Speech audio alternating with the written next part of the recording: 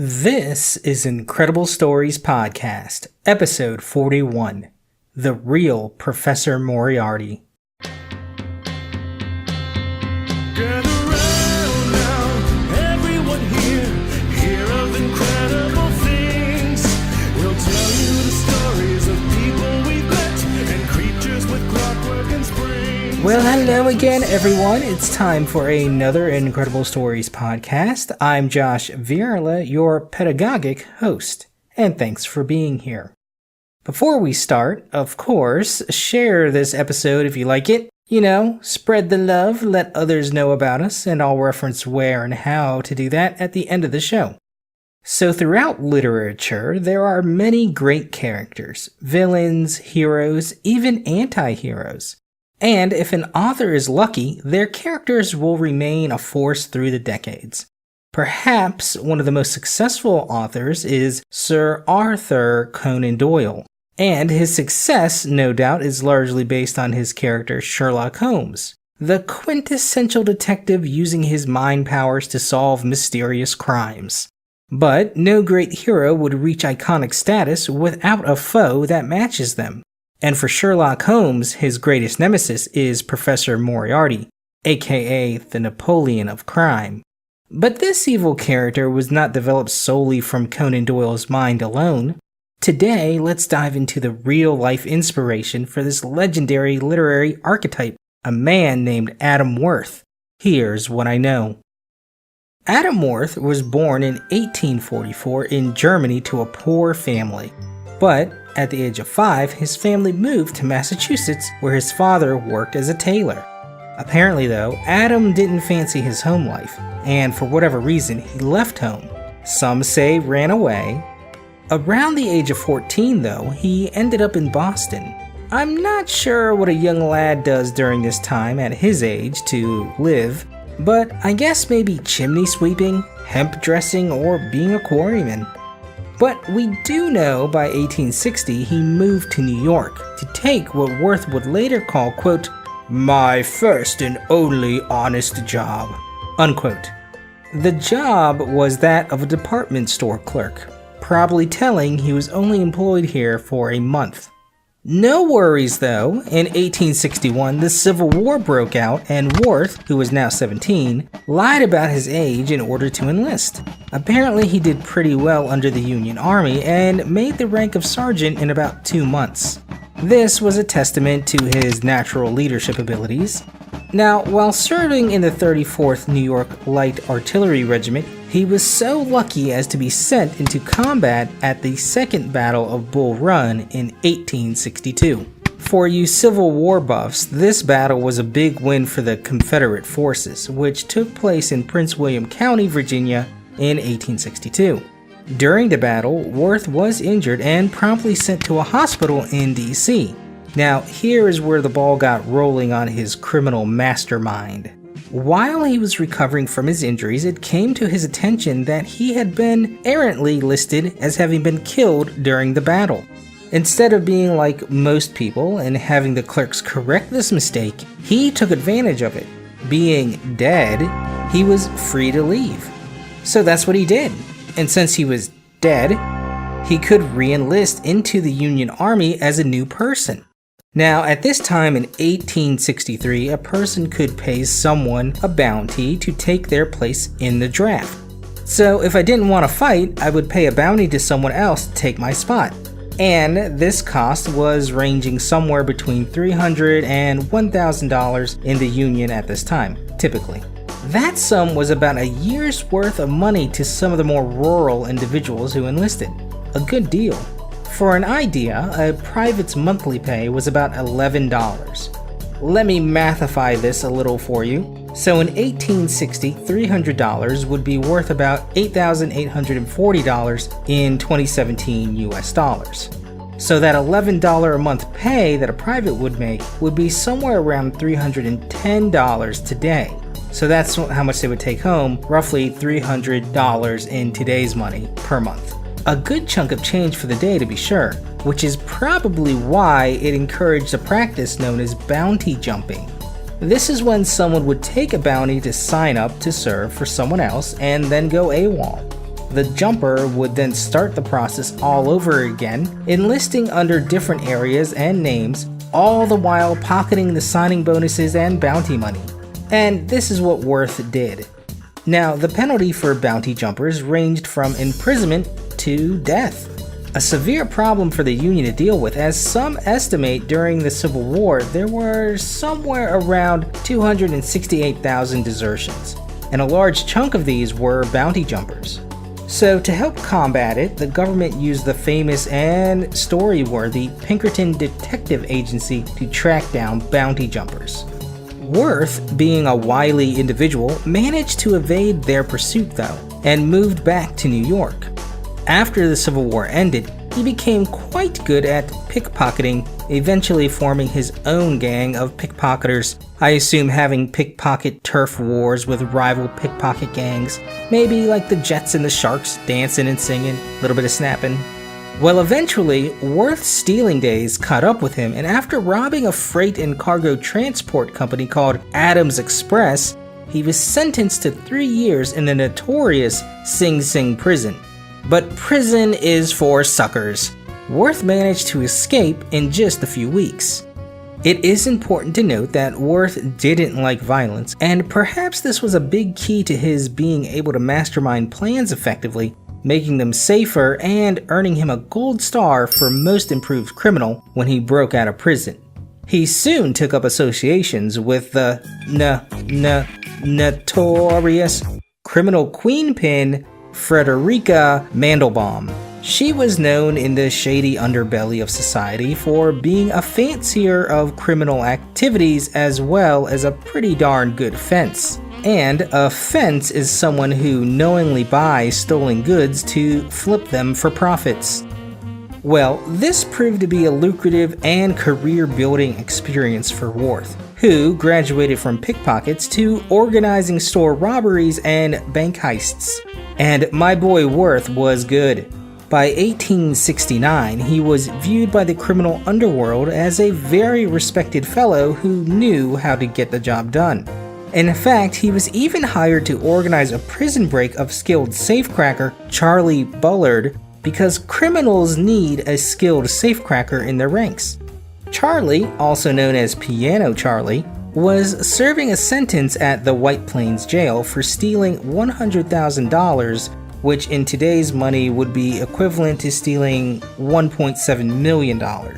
So Worth's plan was to bribe the guards and dig a tunnel under the jail. And wouldn't you know it, it worked. And this would be the start of a beautiful friendship between Worth and Bullard, or at least the start of an awesome crime duo. One of their most notable jobs was one where they again used a tunnel. This time they set up a fake shop front in close proximity to a bank, where they then proceeded to tunnel to the bank and looted it to the tune of about $200,000 from its safe, or about $3.4 million in today's money. Perhaps not surprisingly, this style of robbery was used in the Sherlock Holmes story, The Red-Headed League. This heist did cause the Pinkerton Detective Agency to get hot on their trail though, and they started closing in. But it was at this time that Worth and Bullard decided to hoof it on the hot foot over to Europe. Now in Europe, the pair took on aliases. Charles H. Wells, a Texas oil man for Bullard, and Henry Judson Raymond, a financier for Worth. And soon the two started a gambling racket in Paris and participated in some well-paying robberies. Life was pretty good. He and Bullard took a fancy to a sweet lass named Kitty Flynn, who ended up marrying Bullard, but apparently the three were very close. I'm hesitant to call it a swingers situation, but there may have been some shenanigans of the sexy type going on here with Bullard and Flynn and Worth. But they all seem to be okay with their situations. Wink. Anyways, in the 1870s, they moved to London, and Worth, under his Raymond alias, got in with the upper crust of society. Well-liked and charismatic, he was even known to rub elbows with Edward VII, aka Prince Albert Edward, aka the Prince of Wales, aka you better let him out because he's in a can joke guy.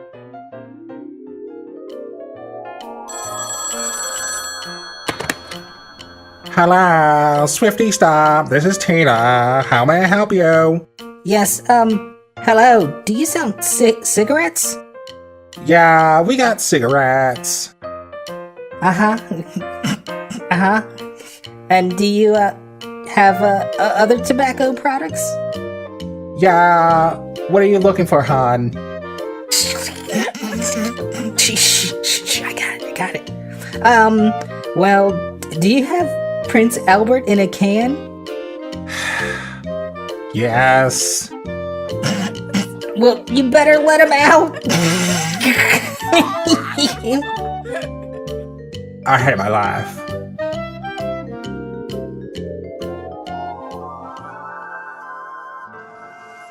Prince Albert would eventually become King of England, but back to Worth, who by now had purchased for himself a quite dashing villa in one of the poshest of London's suburbs, as well as also having an apartment in the hipstery area of Piccadilly. Now, Worth, being the brain he was, started forming a vast criminal network which he used to plan robberies and heists. But his genius came in the form of him using middlemen so that no one committing the crimes knew who the boss was. This kept his name clean, so to speak. Ever the gentleman though, Worth made sure his taste for non-violence was followed during the crimes. A criminal with a heart. Aww. Okay, so Scotland Yard was following this criminal network and suspected that Worth was behind it, but they couldn't prove it. Worth's home was a meeting place for the seediest of society, but the police just couldn't finger him for any crimes. By this time, Worth's criminal reach now went international, and he and his network perpetrated a complex scheme of forged letters of credit in Turkey. Now, some of his men were arrested, and Worth had to end up bribing judges and police to let them go. Now, around this time, Bullard and Kitty moved back to New York, and in 1876, Worth committed one of his most famous crimes, the stealing of a Thomas Gainsborough painting of Georgiana Cavendish, Duchess of Devonshire. Side note, Gainsborough was quite good and noted for his speed of painting at the time. Kind of like the Bob Ross of his day, I suppose. He lived from 1727 to 1788. Oh, and Duchess Cavendish was a hot fashionista socialite for her day, and great aunt of Princess Diana, an interesting lady. She lived from 1757 to 1806, but we're not going to get into her today. So back to the painting. I'll put a link to it in the show notes. It is quite captivating. So this painting was on display in an art gallery when it went missing in 1876. The plan for Worth was to either use the painting as a sort of ransom piece to get some of his boys bailed out of prison, or to straight out sell it. But it seems that Worth actually grew kind of smitten to the picture and didn't really want to part ways with it. Skeet? Well, he held on to it for 20-some years and ends up stashing it in America. And I'll get to that later, but after the painting's disappearance, no one really knew Worth had it, but many suspected. So Worth continues on his crime schemes, and in 1880 he ends up marrying Miss Louise Margaret Boljon, under his alias name of Henry, of course. They end up having a son, Henry, and a daughter, Beatrice. And eventually, Worth made his way to South Africa, where he managed to swipe about $500,000 worth of raw diamonds, uncut, and in today's money, that would be about $11 million. He moved these after forming a diamond company in London to sell them. Life seemed good. But keep in mind, Worth was living the high life and spending quite large, like Great Gatsby style. So he's burning through all his money, and in 1892 he plans a robbery in Belgium. But he seemed to have lost a step, and his masterminding slipped. During the robbery of a money transport cart, It ended up getting botched and Worth was arrested on the spot. Freeze! In prison, Worth refused to identify himself, and the Belgian police tried to seek out who he was and contacted the NYPD, the Pinkerton Detective Agency, and Scotland Yard to see if they had any info on this guy. And they did. They identified him as Worth. So Worth gets a trial and is sentenced to 7 years in Belgian prison. He gets beaten up, his family and social standings ruined, but he seems to have behaved himself while in prison because he gets let go early in 1897. So he gets out and he's broke. So what does he do? Get an honest job? Nope. He steals what today would be the equivalent of about $633,000 US from a London diamond dealer. Now, Worth wanted to move about freely and I suppose clear his name, but in America he had charges waiting for him. So he sought out the Pinkertons, ironically. Remember that famous painting of the Duchess? Well, this was his trump card. He worked out a deal with the Pinkertons, agreeing to return this painting for $25,000, or about $688,000 in today's money, and also on the condition that the Pinkertons could broker a guarantee of no prosecution. Well, miraculously, the deal went through, and in 1901, the painting was returned, the money given to Worth, and no charges were brought. Worth was pretty smooth. And at this time, he returned to London with his kids and lived the rest of his days with no further incident until he died in 1902. He was buried in a pauper's grave under his alias of Henry Raymond. And that's the story of the man who inspired the Sherlock Holmes character, Professor Moriarty, and now you know what I know. Wait, but Josh, how do we know he was the inspiration for the character? Well, Worth was given the title of, quote, the Napoleon of the criminal world by Sir Robert Anderson, who was Assistant Commissioner of the London Metropolitan Police from 1888 to 1901. Okay, Josh, but how does that tie into Sherlock Holmes? Well, let Sherlock describe Professor Moriarty for you in his first appearance in the story called The Final Problem from 1893. Quote, He sits motionless like a spider in the center of his web, but the web has 1,000 radiations and knows well every quiver of each of them. He does little himself, he only plans, but his agents are numerous and splendidly organized. The agents may be caught. In that case, money is found for his bail or his defense. But the central power which uses the agent is never caught, never so much as suspected. He is the Napoleon of crime, Watson. Unquote. So there. You see, Conan Doyle was in the same location, same time frame, and same circles as Worth. And clearly it was obvious he was the influence here. Also, Doyle knew and hung out with Sir Robert Anderson, and the two most certainly discussed Worth. And to mention, Doyle also met William Pinkerton, founder of the Pinkerton Agency.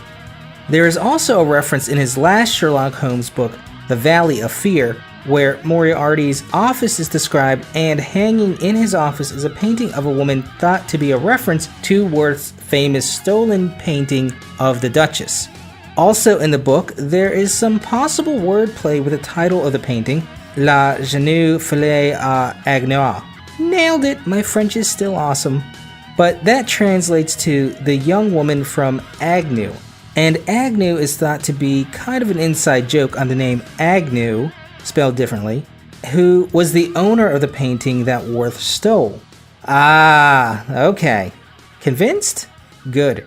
Now, I must say, being immortalized in a book was quite the honor for a criminal, I imagine. But perhaps even more honorable were the words from founder of the Pinkerton Agency, William Pinkerton, who said, quote, "This man was the most remarkable criminal of them all," unquote. And maybe even more interesting was the fact that Worth's son went on to become a career Pinkerton agent, and this was most likely part of the deal he struck up with the Pinkerton Agency when he returned the painting. But you know, a better deal he could have struck would have been for a haiku.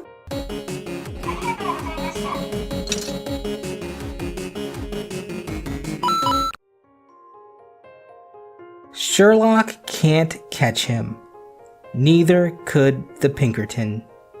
Great Weezer album. And that's all the time this week, guys. Check out our main site for other stories on IncredibleStoriesPodcast.com. Send me an email or haiku at contact@IncredibleStoriesPodcast.com. Follow us on Facebook and Twitter at IncredPod. Rate us on iTunes and peep us out on YouTube and Stitcher. For Incredible Stories Podcast, I'm Josh, and remember, the journey of 1,000 tales begins with the first word.